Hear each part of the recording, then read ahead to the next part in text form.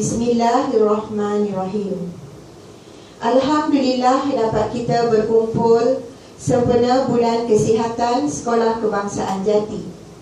Saya akan menyampaikan ceramah yang bertajuk Gejala Obesiti dalam kalangan pelajar sekolah dan faktor-faktor penyumbang.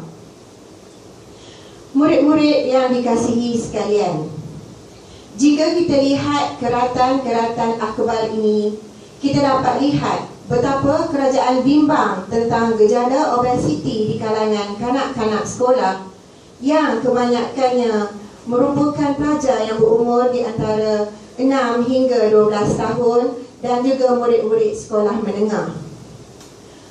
Apakah obesiti?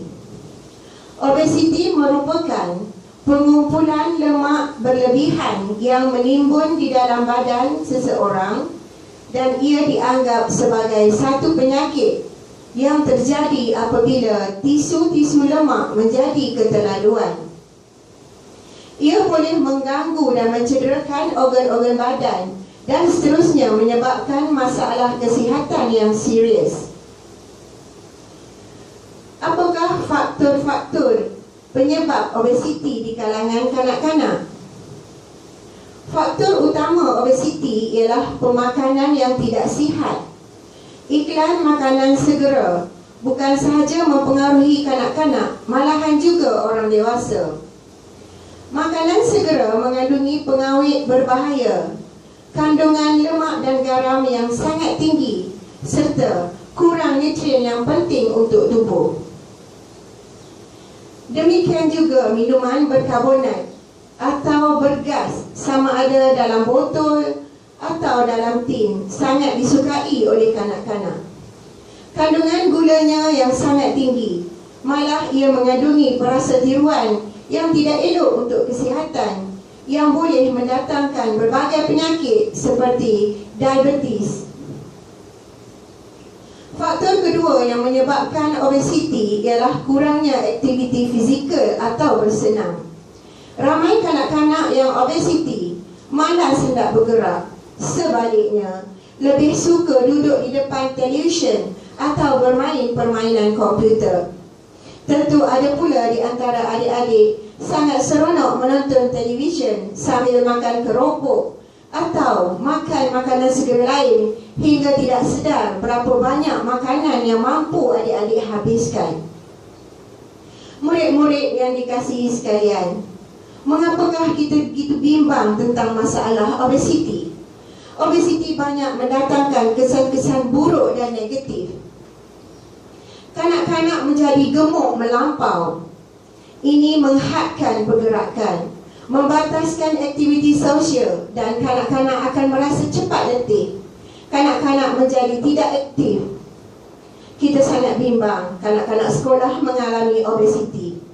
Apa yang lebih menakutkan, obesiti boleh menyebabkan penyakit berbahaya seperti tekanan darah tinggi, kencing manis, dan berisiko tinggi kepada penyakit-penyakit kardiovaskular, iaitu penyakit yang berkaitan dengan jantung. Bagaimana mencegah obesiti? Makanlah makanan yang seimbang dan sihat. Diet pemakanan yang sihat dan seimbang sangat penting. Ia membantu membina tubuh, memperbaiki tisu-tisu yang rosak, menghasilkan tenaga serta membantu tubuh kita bekerja dengan lebih baik. Kita perlu makan makanan yang mengandungi vitamin, protein, lemak, karbohidrat, kalsium dan zat besi. Kuantiti makanan berkhasiat dijelaskan dalam piramid makanan. Makanan seperti buah-buahan, sayur-sayuran, tenusu dan bijirin sangat baik kerana ia membantu pertumbuhan serta kesihatan tubuh badan, khasnya kanak-kanak. Makanan berlemak, berminyak dan mempunyai kandungan gula hendaklah diambil dalam kuantiti yang sedikit sahaja. Murid-murid yang dikasihi sekalian, kita hendaklah kerap melakukan aktiviti fizikal seperti bersenam, bermain dan sebagainya. Senaman dapat meningkatkan kelenturan otot dan juga membina kekuatan otot. Bersenam dapat mengeluarkan peluh dan toksin beracun yang terkumpul dalam badan. Senaman dapat mencegah berbagai jenis penyakit yang berbahaya. Jantung bekerja dengan lebih cekap, dapat menurunkan tekanan darah tinggi, menguatkan tulang dan meningkatkan imbangan. Seterusnya, mencegah kerebutan tulang dan mengurangkan risiko terjatuh lalu menyebabkan tulang kanak-kanak patah. Sebelum ditimpa penyakit, kita hendaklah menjauhi segala gejala dan penyebab obesiti. Elakkanlah obesiti. Makanlah makanan yang seimbang, bersenam selalu, jauhi makanan segera yang tidak berkhasiat. Ingat sebelum kena, jimat sebelum habis. Sekian, terima kasih.